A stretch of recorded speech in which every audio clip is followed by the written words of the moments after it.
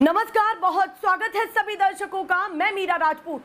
Boeing 787 को 72 घंटे भी नहीं हुए उस हादसे को फिर से बोइंग 787 में बड़ी गड़बड़ी निकल करके सामने आई है। 72 घंटे हुए हैं, 274 लोग जान गंवा चुके हैं और 72 घंटे के अंदर फिर से एक फ्लाइट में, एक प्लेन में गड़बड़ी निकल करके सामने आई। वो फ्लाइट सीधे हांगकांग से दिल्ली आ रही थी और दिल्ली आने से पहले ही उसको वापस हांगकांग भेज दिया गया, क्योंकि बड़ी तकनीकी गड़बड़ी उस फ्लाइट में निकल करके सामने आई। क्रू मेंबर्स ने जैसे ही ये अंदाजा लगाया कि कुछ तो गड़बड़ी है, बड़ी गड़बड़ी है, तो वैसे ही बीच सफर में वापस वो हांगकांग की तरफ रवाना हो गए और रूट बदल लिया। बड़ा हादसा होने से बच चुका है। बोइंग 787 में फिर से तकनीकी गड़बड़ी अपने आप में बहुत बड़ा सवाल खड़ा कर देता है।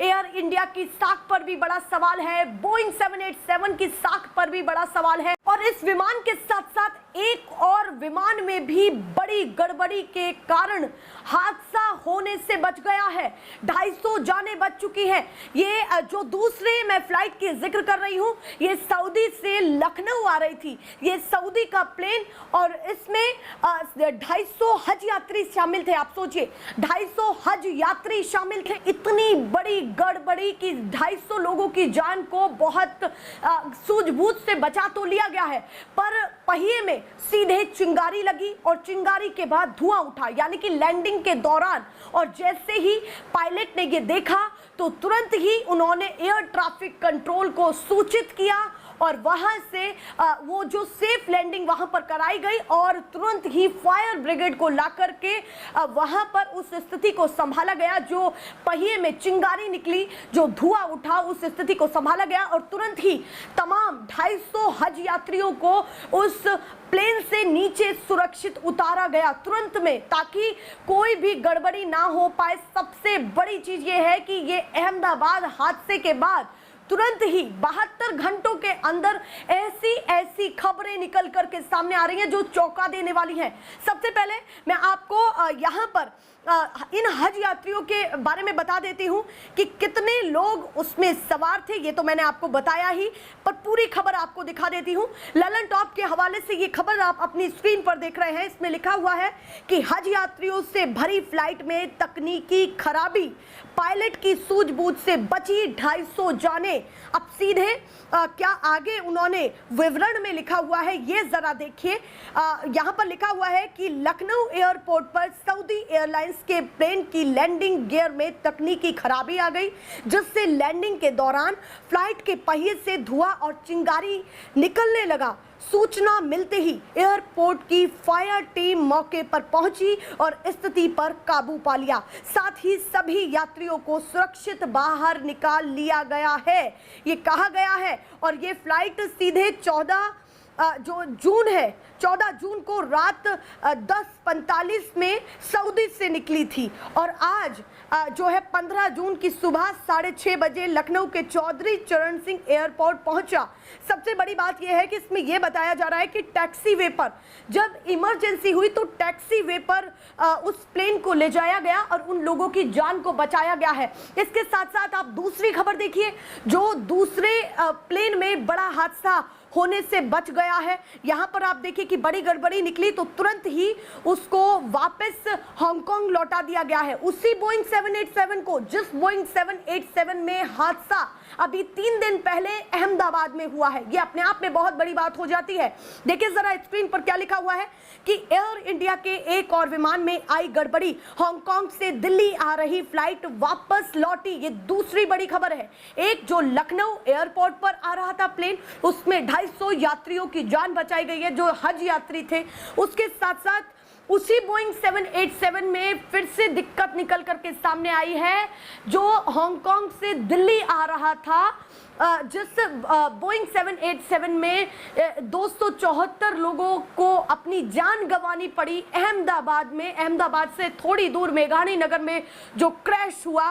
पर मैं आगे इस खबर को आपको बता देती हूँ कि क्या कुछ लिखा हुआ है कि जो हांगकांग लौटा है, जो प्लेन दिल्ली नहीं आ पाया, वो सीधे तकनीकी बड़ी गड़बड़ी के कारण वापस लौटा है। देखिए जरा इन्होंने विवरण में क्या लिखा हुआ है कि एयर इंडिया का बोइंग 7878 ड्रीमलाइनर एक बार फिर यात्रियों के लिए मुसीबत बनने वाला था, लेकिन पायलट ने पहले ही खतरे को भांप लिया और फ्लाइट की लैंडिंग करवा दी। यानी कि फिर से बड़ा खतरा बनने वाला था बोइंग 787 पर पायलट ने अपनी सूझबूझ से तुरंत लैंडिंग करवा दी हांगकांग में तकनीकी दिक्कत के कारण। यह अपने आप में बहुत महत्वपूर्ण खबर हो जाती है। पायलट पूरी कोशिश कर रहे हैं कि कोई भी तकनीकी दिक्कत आए या कोई भी प्लेन में दिक्कत हो तो वो उस स्थिति को संभाले, अपनी जान पर बाजी लगा करके भी पायलट इतनी कोशिश कर रहे हैं। और इस हादसे में भी यही देखा गया कि अहमदाबाद हादसे में और भी कैजुअलिटीज हो सकती थी अगर कुछ और इलाके में, क्योंकि वो पूरा रिहायशी इलाका था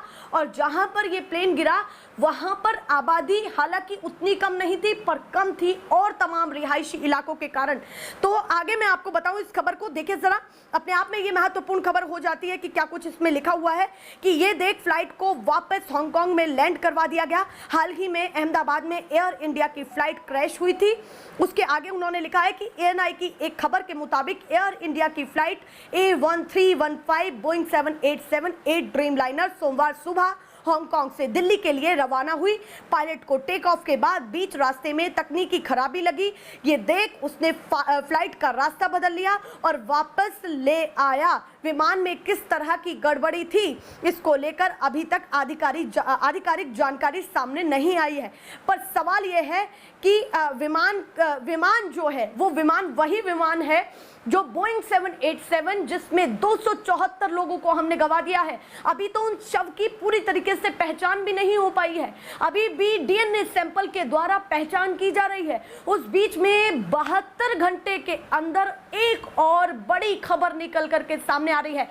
इस पर सरकार को कितना चिंतन में होना चाहिए, कितना तुरंत एक्शन लेना चाहिए। इसके साथ साथ सरकार के द्वारा यह भी कहा गया है कि जो एक्शन कहीं ना कहीं हमारी तरफ से लेने थे हमने पूरी तरीके से जांच लगा दी है और उन तमाम एजेंसियों के उन तमाम एयर इंडिया की उन्होंने बात की कि एयर इंडिया के सुरक्षा बेड़े में भी और वृद्धि की गई है और कई टर्म पर बात की गई है उड्डयन मंत्री के द्वारा, यानी कि नागरिक उड्डयन मंत्री राम मनोहर नायडू के द्वारा इस पर बड़ा कदम उठाया गया है। पर सवाल यह है कि बड़ा कदम तो उठा लिया पर ये जो तकनीकी दिक्कत अभी भी आ रही है उसमें यात्री सवार है, अगर कोई दिक्कत हो जाए तो क्या कुछ करे। पायलट अपनी सूझबूझ से काम कर रहे हैं पर कितना हद तक सिचुएशन संभल सकती है इस पर डिस्कशन होना कितना जरूरी है। इस बोइंग 787 पर पहले भी कई बार विवाद हो चुका है, कई बार बोइंग 787 के इंजीनियर है जिन्होंने अपनी भागीदारी इस बोइंग 787 में दी है, उन्हीं इंजीनियर ने इस पर सवाल उठाए हैं कि इस बोइंग 787 में शॉर्टकट अपनाए गए हैं। ये जो शब्द है शॉर्टकट, ये अपने आप में बहुत बड़ा हो जाता है जब हवाई यात्री कर रहे हों और हवाई यात्रा में गुंजाइश किसी भी चीज की नहीं रहती है। ये कोई ऑटो बस नहीं है कि एक खराब हुआ तो दूसरे में बैठ गए या स्थिति को संभाल लिया गया। ये हवाई यात्रा है, वहां एक चूक की भी गुंजाइश नहीं रहती है। जिन गुंजाइश को हम ऐसे समझ के टाल दें कि ये थोड़ी सी दिक्कत है, तकनीकी दिक्कत है, वहां कब क्या ना हो जाए, इसीलिए पायलट पर उन तमाम लोगों की जिम्मेदारी रहती है। और इन दोनों मामलों में पायलट ने अच्छी भूमिका अपनी निभाई है। जो लखनऊ में लैंड हुआ 250 जानें बची हैं उन हज यात्रियों की, और जो दूसरी खबर निकल करके सामने आई है कि हांगकांग से फ्लाइट निकली और दिल्ली आने के लिए एयर इंडिया की, और पायलट को क्रू मेंबर्स को जैसे ही लगा कि कुछ बड़ी गड़बड़ी है या कुछ तो गड़बड़ी है तो तुरंत ही उन्होंने बीच रास्ते में फ्लाइट का रास्ता मोड़ दिया। तो ये अपने आप में दोनों बहुत बड़ी खबर हो जाती हैं और ये तब काफी महत्वपूर्ण हो जाती है जब 3 दिन के अंदर फिर से ये सवाल खड़े हो गए हों उसी बोइंग पर, क्योंकि ये भी बताया जा रहा है कि जो यात्री सीधे फ्लाइट से यात्रा कर रहे हैं वो अहमदाबाद हादसे के बाद कुछ हद तक डरे भी हुए हैं, कैंसिल भी हो रही हैं फ्लाइट, चेंज भी की जा रही हैं फ्लाइट्स। ये भी कहा जा रहा है कई तमाम आज तक के एक संवाददाता ने इन तमाम बातों को रखा कि फ्लाइट्स कैंसिल भी हो रही हैं, फ्लाइट्स को कैंसिल भी किया जा रहा है यात्रियों के द्वारा और फ्लाइट को चेंज भी किया जा रहा है। ये बड़ी बात है, तो कहीं ना कहीं इस विषय पर बात होनी चाहिए। इसके साथ साथ भारत तो वैसे ही इतने दुखद हादसे देख रहा है। एक तरफ उत्तराखंड में कल हादसा हुआ, 7 लोगों ने अपनी जान गंवा दी, वहीं उसके बाद पुणे के एरिया में किस तरीके से लोग बहते चले गए, उन्होंने अपनी जान गंवा दी। उसके बाद पुल टूटने के बाद, जो पुल वाला हादसा था यहाँ पर बता दूं, इसके बाद पुणे से ट्रेन से निकल करके खबर आ रही है कि डब्बे में पूरी तरीके से आग लग गई। इससे कहीं ना कहीं इतने हादसे, तो वैसे ही सिस्टम उन तमाम चीजों की जांच कर रहा है, बातें कह रहा है।